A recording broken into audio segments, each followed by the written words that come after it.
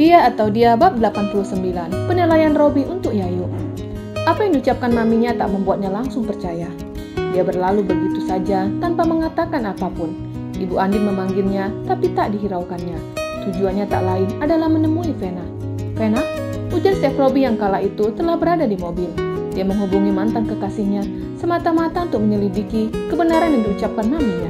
"Hai Robby," sahut Vena senang. Karena setelah sekian lama, akhirnya Robby menghubunginya. "Aku ingin bertemu." "Apa aku tidak salah dengar?" tanya Vena balik. "Jika kamu sibuk, aku tidak akan mengganggumu," ujar Chef Robby yang bersiap menutup panggilan itu. "Aku tidak sibuk," sahut Vena cepat. "Kita bertemu di restoran Zero." "Tidak, aku akan menemuimu. Katakan saja di mana kamu menginap." Dengan cepat Vena menyebutkan nama hotel tempat dia menginap. Setelah itu panggilan terputus. Chef Robby segera menekan pedal gas menuju hotel itu. Vena yang kala itu sedang berada di kamar terlihat bersorak gembira. Sangat susah baginya untuk duduk berdua dengan Robby. Dan sekarang pria itu datang ingin menemuinya dan tidak akan disia-siakannya.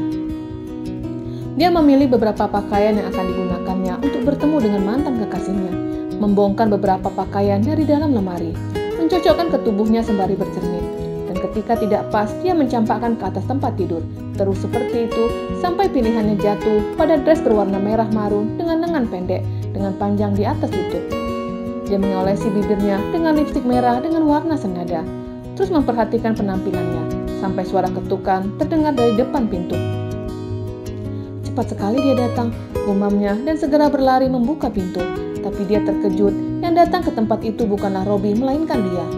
"Mau apa kamu kesini?" tanya Vena. "Karenamu aku dipecat," seru Lia marah sembari mendorong bahu Vena. "Karena aku?" Vena menunjuk dirinya sendiri lalu mundur beberapa langkah. "Kamu yang menyuruhku meracun wanita itu." "Jadi dia mati?" tanya Vena tidak percaya. "Iya," sahut Lia bohong. "Sekarang beri imbalan untukku." "Aku tidak percaya dengan ucapanmu. Robby baru saja menelponku. Dia ingin datang menemuiku." "Jika wanita itu sudah meninggal, kenapa dia datang menemuiku?" tanyanya balik. "Jawab sendiri pertanyaan yang kamu buat. Sekarang berikan upahku," seru Lia lagi. "Aku akan mentransfer upahmu. Sekarang," titah Lia. "Tidak bisa. Robby sebentar lagi sampai." Vena mendorong tubuh Lia agar segera keluar dari dalam kamarnya. Dan ketika itu Robby sampai dan melihat itu semua. "Robby?" ujar Vena gugup. Sama halnya dengan Lia juga tercengang ketika melihat Chef Robby ada di depan mereka. Dari yang dilihatnya dia sudah bisa mengambil kesimpulan bahwa maminya tidak bersalah. Kedua wanita itu sengaja ingin merusak hubungan dia dengan maminya. "Robby, ayo masuk." Tadi Lia kesini. Katanya dia baru kamu pecat." Vena membuat sandiwara palsu. Berakting seolah-olah Robby tidak mengerti dengan situasi itu. "Terima kasih Vena. Kedatanganku ke sini hanya ingin mengatakan kepadamu, aku tidak ingin melihatmu untuk hadir di acara pernikahanku," ujar Chef Robby dan berlalu. "Tapi kenapa?" tanyanya sembari menarik tangan Chef Robby. "Karena kamu dan dia," Chef Robby menunjuk Vena dan Lia, "telah bekerja sama untuk menyakiti istriku." "Apa? Istri?" Vena bingung. "Ya istri, aku dan Yayu telah menikah. Kami bukan pasangan kekasih yang kamu pikirkan. Jadi jangan harap untuk menyakiti istriku, karena kamu akan berhadapan denganku," ujarnya tegas. "Dan kamu Lia, bukti dari tanganku. Jika terjadi sesuatu dengan istriku, aku akan menyeretmu ke dalam penjara. Begitupun denganmu," ujar Chef Robby sembari menunjuk ke arah Vena. Dia berlalu meninggalkan kedua wanita itu yang hanya bisa menatap Robby dengan tatapan sedih dan kecewa. Vena menoleh ke arah Lia. "Kamu yang mengatakan pada Robby, benar kan?" teriaknya marah. "Aku tidak mengatakan apapun. Dia melihat rekaman ketika aku memasukkan sesuatu ke dalam masakan istrinya. Dan mungkin dia bisa menilai sendiri tentang kehadiran aku di sini." "Semua karena kamu," teriaknya marah. Chef Robby kembali ke rumah sakit dan dalam perjalanan dia menghubungi maminya. Dia telah salah karena menuduh maminya dalang dari semuanya. "Halo Mi, iya Robby. Maaf karena aku telah menuduh Mami." "Tidak apa nak, Mami mengerti. Yang terpenting kamu sudah tahu kalau Mami bukan pelaku semua itu. Mami tidak akan mungkin mencelakai Yayu," jelasnya. "Iya Mi, maaf ya Mi. Aku tadi meminta Mami." "Tidak apa nak, sekarang kamu di mana?" "Aku sedang dalam perjalanan ke rumah sakit," sahutnya yang sedang menyetir mobil. "Ya sudah, Mami juga baru sampai rumah sakit." Setelah itu panggilan tertutup. Ibu Andin mengetuk pintu kamar perawatan. Terlihat ada Giwang dan Yayu di sana. "Sore Tante," sapa Giwang menyalami Ibu Andin. "Sore Gigi," sahutnya lalu melirik ke arah Yayu yang tertidur. Yayu tertidur, mungkin karena efek obat yang diminumnya. Jelas Giwang yang mengerti tatapan Ibu Andin. Ibu Andin mengangguk. Giwang mempersilahkan Ibu Andin untuk duduk, tapi wanita itu menolak. "Bisa kita bicara? Sama aku?" tanya Giwang memastikan. Ibu Andin mengangguk, lalu berjalan lebih dulu keluar dari kamar perawatan, diikuti Giwang dari belakang. Mereka berdiri tepat di depan kamar. "Gigi, mungkin kamu pikir Tante baru mengenalmu." Giwang masih diam dan menatap wanita itu dengan tatapan bingung. "Sebenarnya, Tante sudah lama mengenalmu. Tante sudah tahu tentangmu ketika Robi menyukaimu." "Itu masa lalu, Tante," saut Gigi yang tidak ingin mengungkit masalah itu lagi. "Iya, Gigi, memang masa lalu. Tapi, apa kamu tahu kenapa Robi menyukai Yayu?" tanyanya balik. Giwang menggelengkan kepalanya.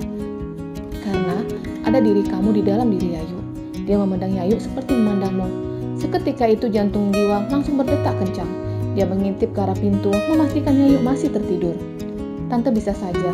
Kami saudara sepupu, jadi wajar kalau ada kemiripan." "Iya, Gigi, kamu benar. Tapi sebenarnya harapan Tante, kamu yang menikah dengan Robi. Kalian sama-sama mempunyai hobi yang sama-sama pintar masak." "Maaf Tante, tidak sebaiknya Tante mengatakan ini sekarang. Robi dan Yayu telah menikah. Kalau mereka mendengar ini, hubungan mereka akan rusak." "Kamu benar. Tidak seharusnya Tante mengatakan ini. Tapi Tante semakin yakin memang kamu wanita yang baik." Ujar yang dapat menilai Gigi dengan baik. Cara Gigi menjawab sudah menjelaskan semuanya. Dia tidak serta-merta merasa tersanjung atas ucapan Ibu Andin. "Terima kasih Tante, tapi tidak perlu memujiku." Ibu Andin tersenyum. Dia meraih tangan Gigi.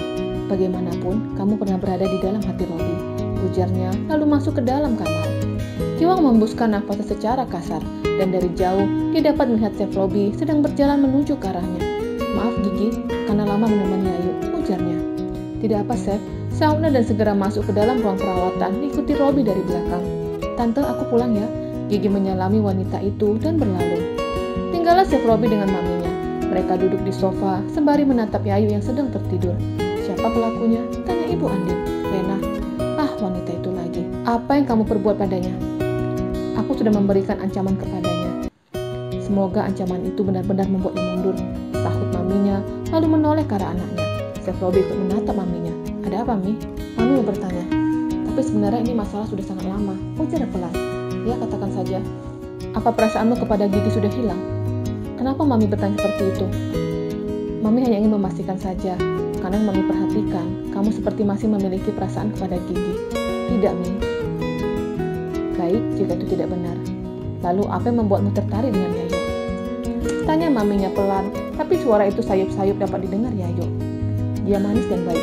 Hanya itu." Maminya mengerutkan dahi dengan definisi anaknya tentang Yayu. "Maunya Mami seperti apa?" "Apa kamu menyukai Yayu karena kamu merasa Yayu seperti Giwang?" Seketika itu Chef Robi diam. Tadinya dia selalu menjawab dengan cepat, tapi pertanyaan itu membuatnya seperti berpikir. "Dulunya iya, tapi sekarang tidak. Aku mulai melupakan Gigi dan mulai mencintai Yayu." Seketika itu Yayu merasa cemburu dengan Giwang. Dia baru menyadari jika suaminya menyukai dirinya karena ada kemiripan dengan Giwang. Bersambung.